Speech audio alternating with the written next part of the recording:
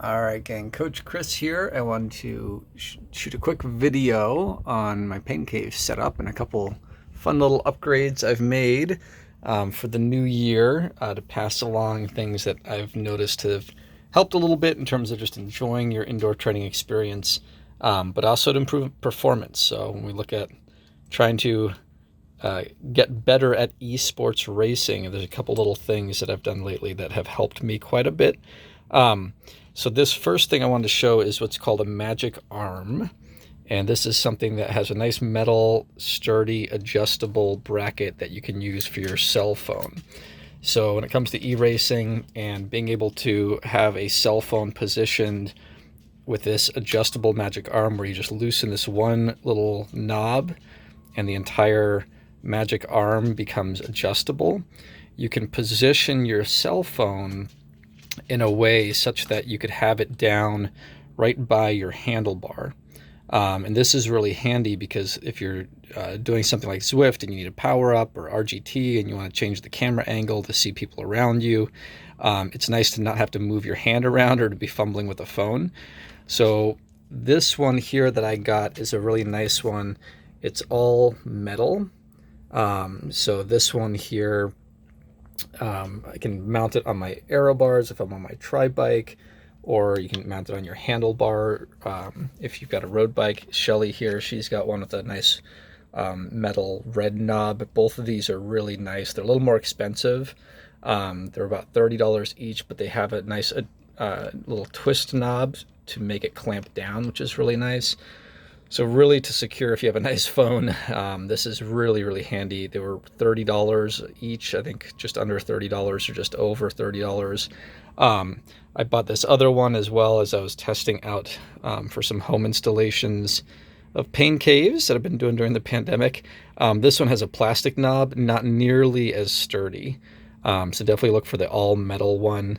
But this is a really, for the price, it's probably one of the best things to enhance your experience. The other reason for that is if you're doing any type of voice chatting, so if you're using Discord or Zoom, talking to teammates and things like that, the nice thing about this is you can position it such that it is closer to you. So you can, off of your phone, be running Discord or Zoom.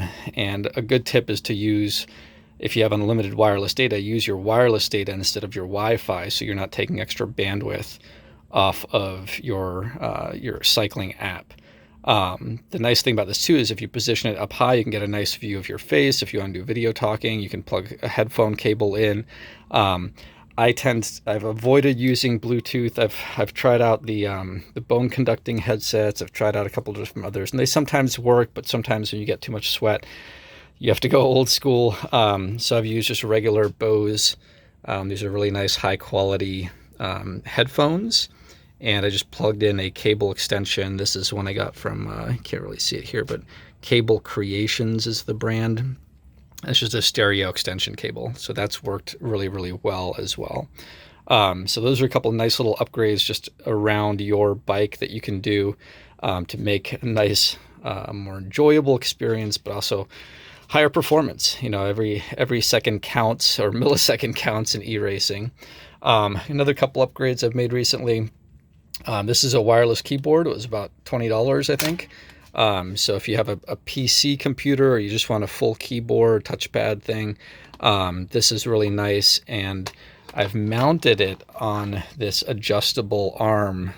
So this was a really nice one. It's made of all aluminum. The brace is plastic and it's designed for tablets, but it actually works just fine for mounting the keyboard when I'm not using it, just because I don't have enough desk space around. And then I've gone crazy with all the tablets. So I wanted to mention all this, but this is a stepping back view. You've got tablets everywhere. So especially for the Echelon Racing League, we've got the Discord app to communicate with teammates. I'll typically have the actual broadcast running, the live broadcast, or I'll join the Zoom meeting and they ask to have a webcam set up. So I've got a webcam now mounted on this nice little shelf. So I've installed these shelves, put these nice clamps on. Shelly actually got me this nice new GoPro camera, so I'm going to probably use that as a webcam. The shelf here that I actually installed it so I could have a fan right up by my face, which is really, really nice for extra cooling. And then all these tablets are mounted on these aluminum adjustable arms. They were each, I think, just like $20 or less than $20. And so these tablets, if you're wondering, if you're looking for good inexpensive options, this one's the Vankio S30, I think it is. About $120, $130, full Android tablet, 10-inch, runs pretty much everything just fine. It does not have an Ant Plus receiver built in. That's one of the nicer features of higher end tablets, like down here at the bottom. The Samsung S6 tablet that I have can pick up both Bluetooth and Ant Plus sensors natively. So this one is really, really nice.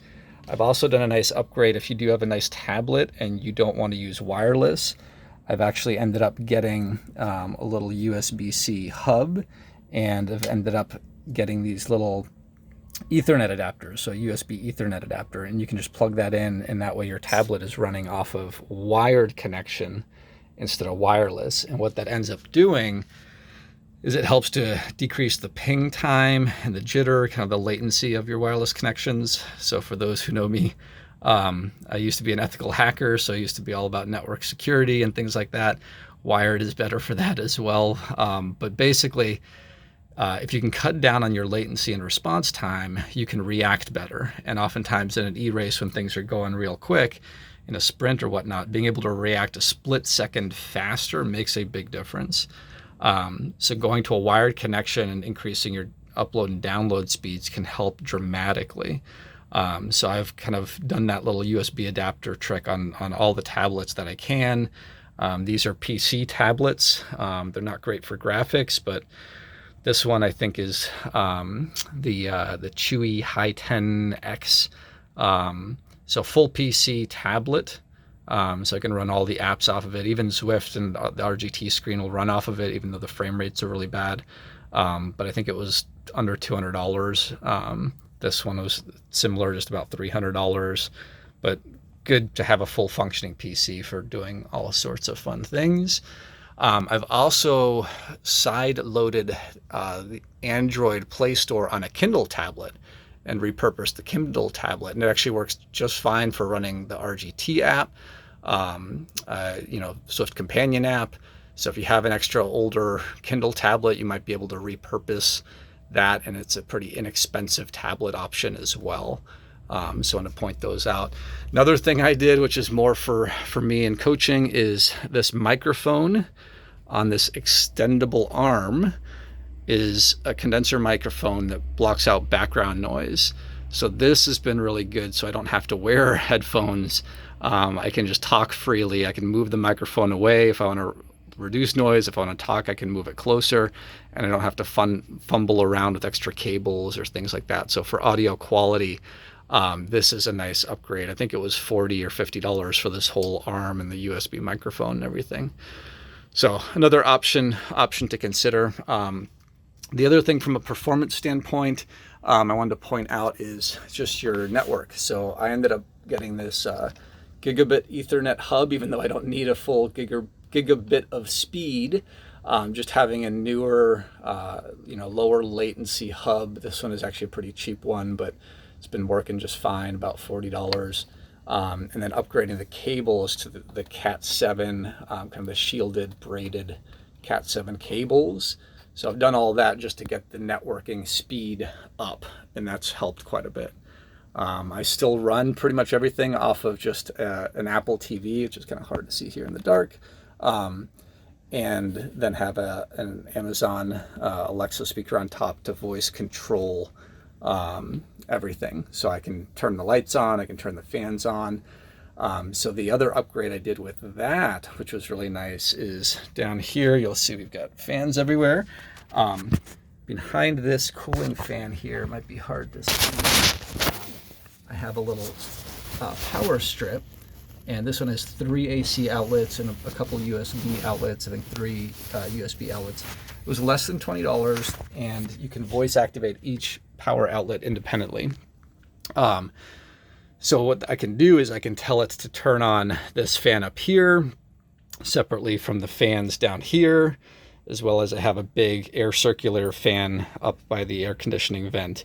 So I can control 3 different levels of cooling separately. So that's been very, very helpful as well. So just a couple upgrades. If you're looking for any of this stuff, whether it's like a cheap little webcam you can add on, the mounts, all these little gadgets and things I've been testing out in my spare time since I'm not at our physical training center anymore. But if you have questions about this, or if anyone has other suggestions, I'd love to get feedback from other athletes as to what you found tends to work for you, whether it's going with a certain type of tablet. The AppleTV solution is what I've found to be the best because, one, you can go to that physical Ethernet connection to it, but 2, you don't have a lot of background apps running. And when you don't have to worry about things updating in the background, Bluetooth connections dropping, that's really one of the best solutions. Oh, and one last thing I was going to point out.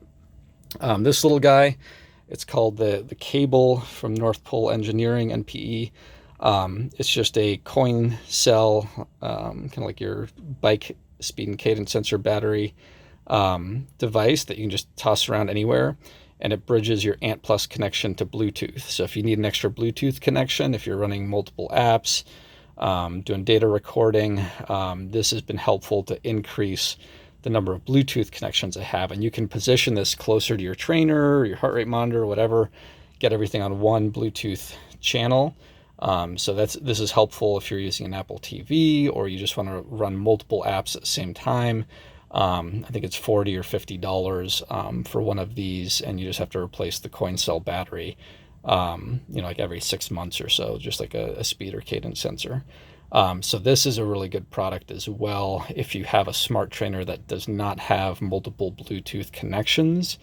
Bluetooth I found to work a lot better, at least lately, compared to Ant Plus signals. So if you're having trouble with dropouts, something like this might be helpful. Smart trainers like the Wahoos actually have 3 Bluetooth connections, so you don't typically need this if you have a newer Wahoo trainer. But if you have an older trainer and you need an extra Bluetooth connection for another tablet, watch, app, whatever, this is a good option to consider as well. So hope you like this, but feel free if you have any other suggestions. I'd love to hear from the community as well and see if you guys have any suggestions of your own for improving either your enjoyment or performance when you're doing indoor cycling. All right, thanks, gang.